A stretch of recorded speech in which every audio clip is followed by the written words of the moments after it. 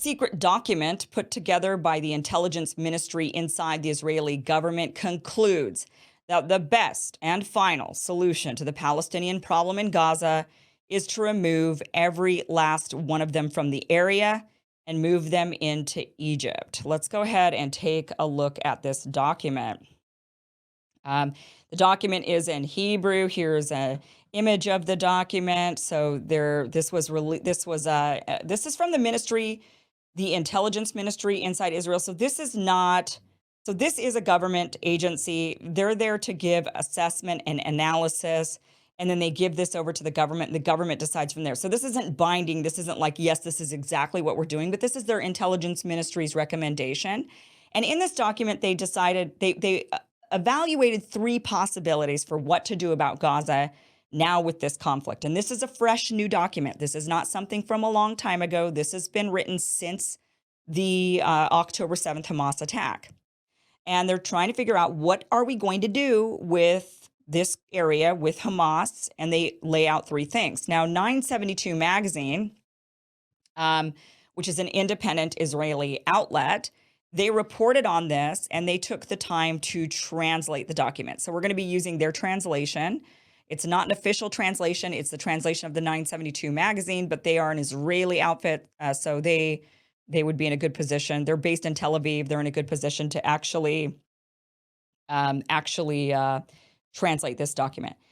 So I want to read from some of it, because it's pretty interesting. So let's go over this. It says, this was written on October 13th. The Intelligence Ministry, Policy Department, the policy paper Options for a Policy Regarding Gaza's Civilian Population. So this isn't about Hamas. This is the civilians. The executive summary says, the state of Israel is required to bring about a significant change in the civilian reality in the Gaza Strip in light of the Hamas crimes that led to the Iron Swords War. So apparently that's what they're calling this war.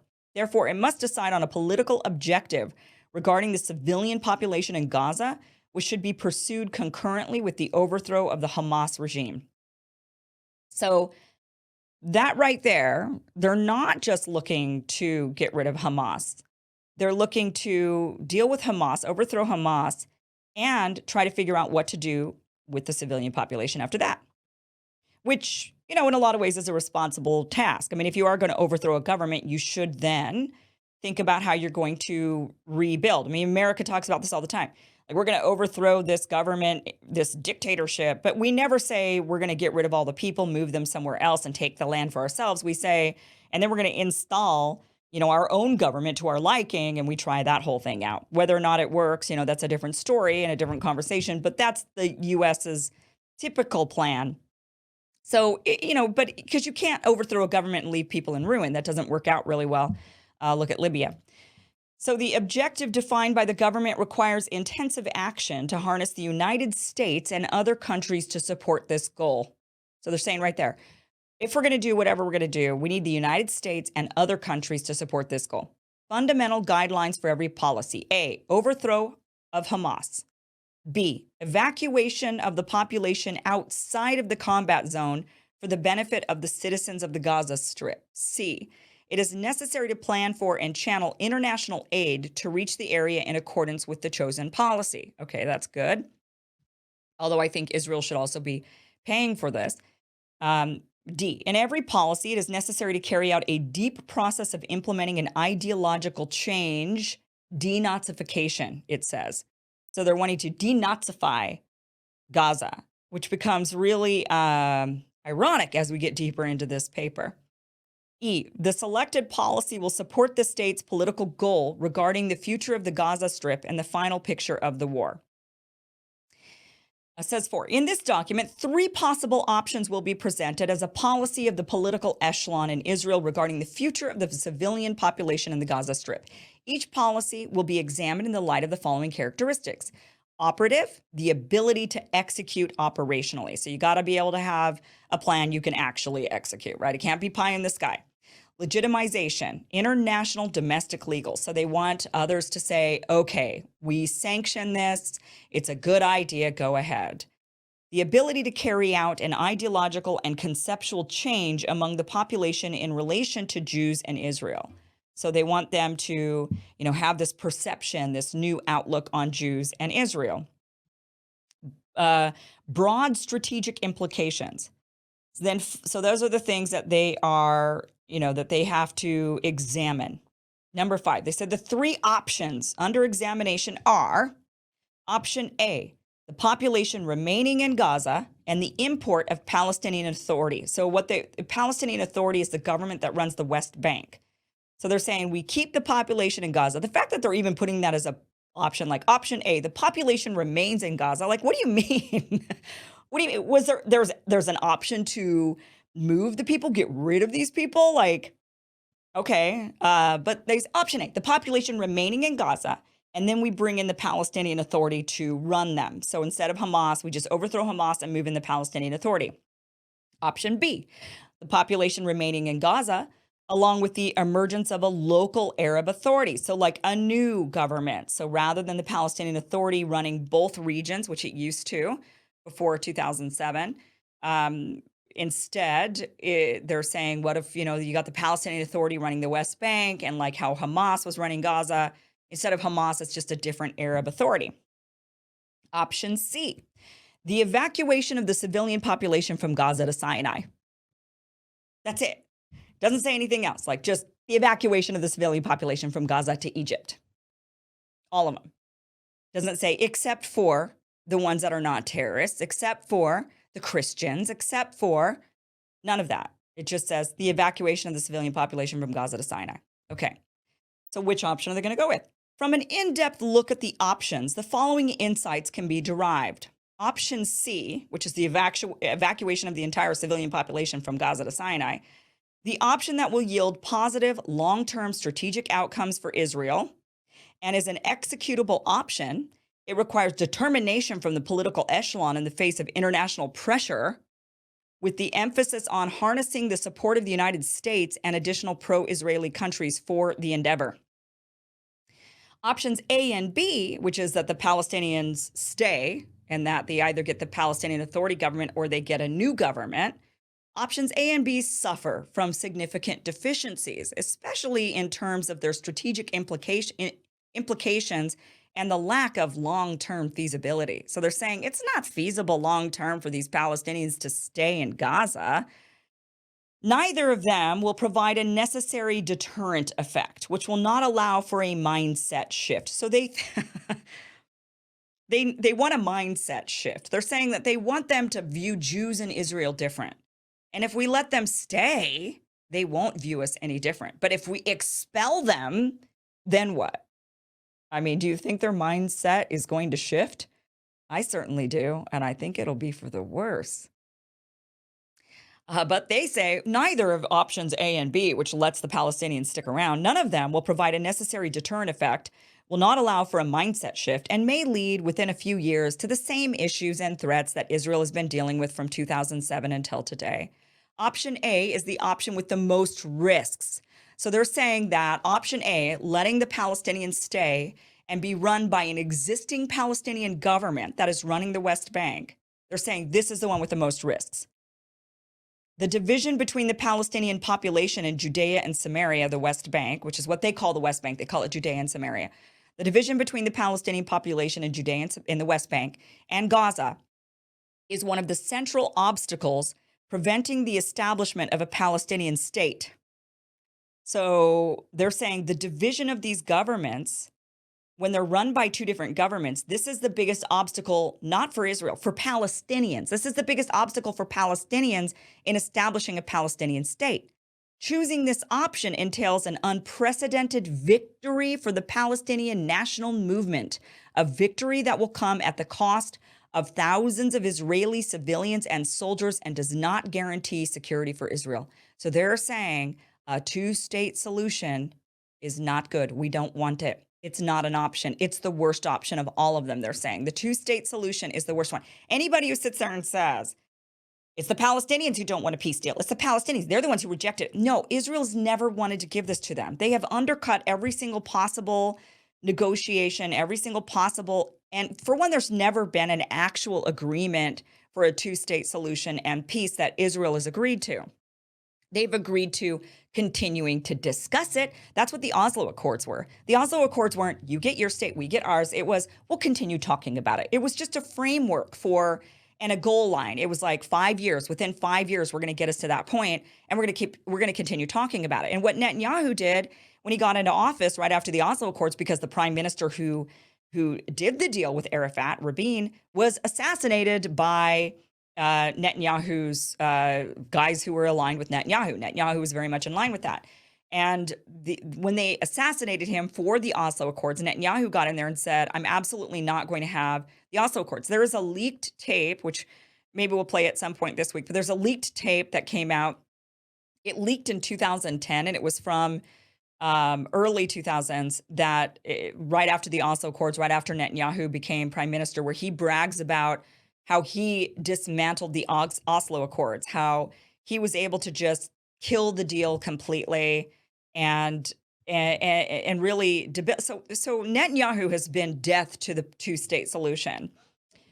He has not wanted it. The Israelis have just absolutely not wanted it. And this paper lays it out. Option A is the option with the most risk. The division between the Palestinian population, between the West Bank and Gaza, is one of our best things. And if we allow them to have the same government, this is going to be a boon for the Palestinian national movement. They'll get maybe that two-state solution, and that's not what we want. So then they go into, but they said options B suffer some significant deficiencies, because they say that B is just going to get us where we were. You know, if we give them another government, not the Palestinian Authority, but something else, it's just going to end up in the same result. Yeah, because these people who are under blockade, who are living lives that do not allow any option for prosperity, none. They have no movement upward. They just have to sit, live their lives. No building of businesses, no building, they just cannot prosper. There's no prosperity in Gaza, or really in the West Bank. There's much less in Gaza. And if they get them option B with another government, they're just going to put them in that same position. And they're saying another Hamas is going to rise up and we're going to have this problem. So they're saying option C is the best one. They say option C will yield positive long-term strategic outcomes for Israel. And it is an executable option. What do they mean it's an executable option? How do you move 2 million people? All of them. How do you get rid of 2 million people? And they're saying this is the option that will yield positive long-term strategic outcomes for Israel, and it's executable. Well, I'll tell you how it's executable. You bomb the crap out of them until they run to the border with Egypt, and then you push Egypt, and you use the United States to pressure Egypt into open up the gates. The thing about Egypt is Israel has been the country that has received more U.S. aid than any other foreign country. The second one is Egypt, and that was strategic. That deal was done, and it was a strategic move, because if they could get Egypt on the on the welfare program, and Egypt can't survive without U.S. welfare, then you can force them into doing whatever you want as part of this welfare program. And one of those aspects of the welfare program could say to Egypt, we're gonna rip up the welfare. We're gonna take away the welfare if you don't do what we want you to do. And Israel told us that they want to do this, and so since we are basically doing whatever Israel wants, we're telling you that Israel wants it, so you have to do it. And we'll also give you a bunch of money. That is what the Israelis are saying. Why don't we, make sure there's a bunch of international money? They're not saying Israeli money. Israel doesn't want to pay for this. They're going to make us pay for it. They're going to make the rest of the world pay for it. When reparations for the Holocaust were paid, they were paid by Germany to Israel. They still pay reparations to Israel for the Holocaust. Yet Israel is saying, well, we'll get international money to pay for our Holocaust, which this would be. I mean, there is nothing short. I'm sorry. There's no other word but to use genocide when you're moving 2 million people out of an area. That is actually the definition of genocide. A lot of people think genocide means just killing people, but it could also just mean moving them out, debilitating their lives, trying to harm them. You're trying to harm them in a way that is going to limit their prosperity, that is going to harm them and limit them for your benefit. That is basically, and there's a few different ways that they laid out when they decided on what a Holocaust was back in 1948. Let me see if I can actually pull this up, of a genocide, sorry, the definition of a genocide. And they said that a genocide definition is like the deliberate killing of a large group of people, or, the aim of destroying that nation. So if you want to destroy that nation, or you want to destroy the people, then that would be considered a genocide. Because this is Palestine and you're trying to destroy Palestine, and you keep saying things like there never was a Palestine, there's never going to be a Palestine. And then you tell these Palestinians, these 2 million Palestinians, and you're going to leave. We're destroying your land. We're taking your land and you're getting out of here. That is actually the definition, the true definition. Words mean something. So that is actually the definition of genocide. So there they are saying, this is the plan. Point blank, this is what we plan to do. So clearly the plan has been to move these civilians. They told 1.1 million that they needed to evacuate from the north to the south. Then they said, we're bombing the north, and then we're going to, and actually I laid this out just a couple of weeks ago. I think we actually have this clip where I laid out the plan, and now we're seeing that plan actually come to fruition now that Israel is invaded into Gaza. Do we have that clip? Let's go ahead and play that. The vast majority of the Palestinian people, the way they view this war with the Israelis is that they are resisting by existing, by simply still being there on that land and saying, you do not get to take our land. That is how they're battling, just by existing, by still remaining there. So the vast majority of the Palestinians are not going to run off into other nations because they believe that part of the battle is just remaining still, standing your ground in your spot and saying, this land is mine and you're not going to steal it from me. So Israel wants nothing more than for these Arab nations to open up their borders. And let me tell you exactly what Israel would do in this instance. So what they want is they want Egypt to say, fine, we will take the refugees in. Israel would then start at the very top of the Gaza Strip, and they would start bombing. They would call the Palestinians. This time they would give them maybe the knock on the roof or the phone call saying, we're about to bomb you, get out. And they would start bombing row by row by row, starting at the top of that Gaza Strip, pushing the people, herding the people towards the Egyptian border. Meanwhile, carpet bombing and leveling the place, pushing the people closer and closer to that Egyptian border, bombing and bombing and bombing and pushing and pushing and bombing and pushing until all the people are at the border, at the Rafah crossing. And then what do? Then you start bombing the Rafah crossing. You start bombing them even more to get them to really run, get them to run into Egypt. And once they run into Egypt, because Egypt's opened up the humanitarian corridor, you're done. You've won the war. The people are gone. Okay, so that was October 12th. I just want to point out that on October 13th, the very next day, Israel gave the order for 1.1 million people in the north to move south. The very next day, they said, okay, I mean, hopefully they're not watching this and they're thinking, good ideas, Kim, let's do it. But that is exactly what they did. They said to the 1.1 million, you got to go, move south, because we've got this military operation. And then they've now started bombing the south. This is what the Times, here's a tweet from the Times of Gaza saying, breaking Israeli warplanes intensify their attacks on Khan Yunis southern Gaza Strip. So we've got lots of reports all throughout Gaza, independent observers that are showing where Israel is bombing. And a lot of it's going on in the southern part, but they're doing intensive in the north and they're kind of moving their way.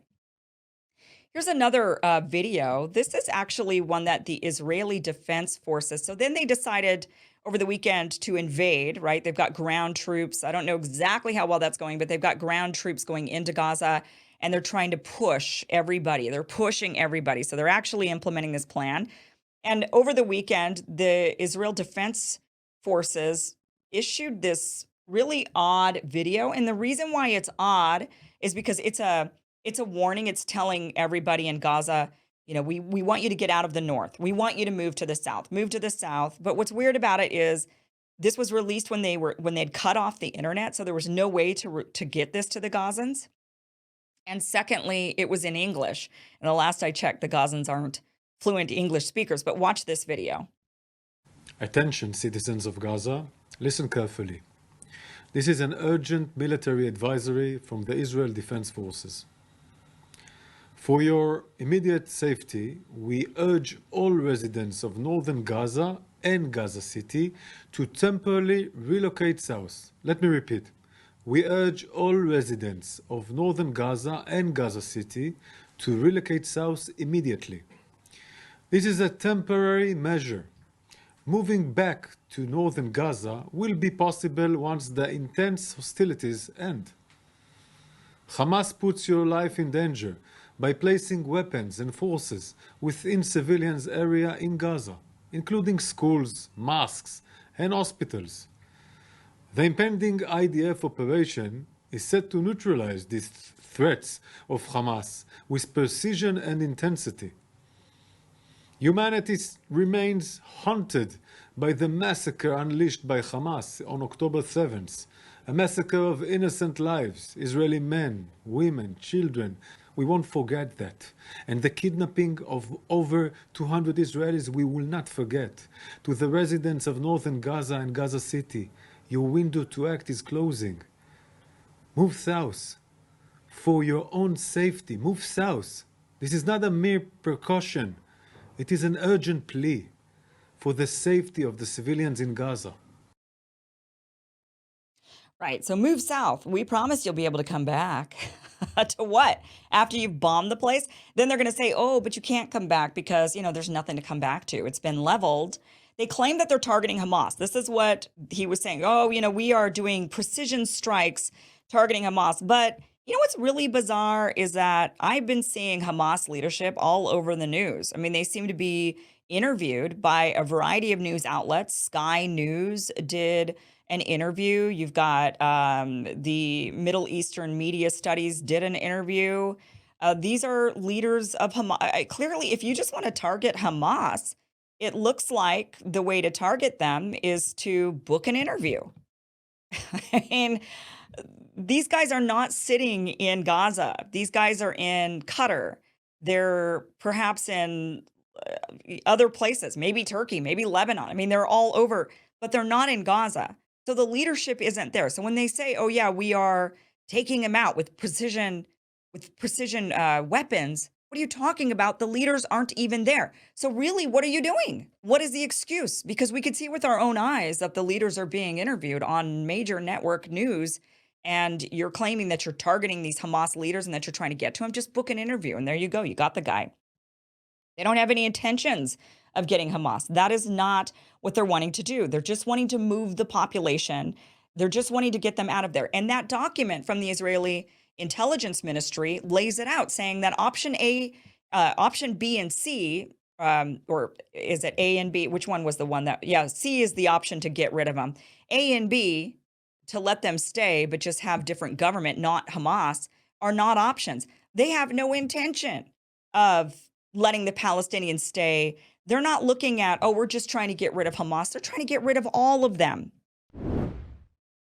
Well, if you're worried about where we're headed with this endless type of war, the fact is there's one asset that has withstood economic upheaval and has a history of being incredibly stable. So if you're worried about the dollar, if you're worried about where we're going economically, that asset that has withstood all of that is gold.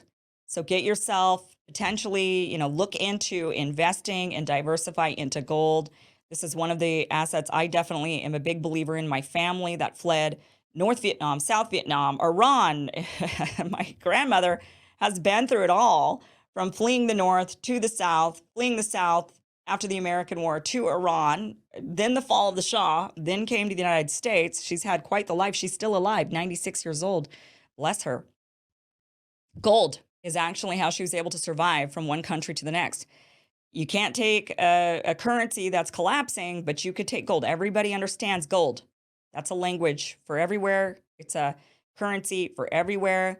And that is how my family was able to get out of unstable economic upheaval, war, time and time again. So I'm a big believer in gold. Visit birchgold.com/Kim and you could get your free info kit. They're going to hold your hand through the whole process. So find out which way is best for you. It might be physical gold. It could be an IRA and in precious metals. Work it out with them. Talk it over with them. Birch Gold has an A+ rating with the Better Business Bureau and thousands of happy customers. So visit birchgold.com/Kim to get your info kit, your free info kit. Again, that is birchgold.com/Kim.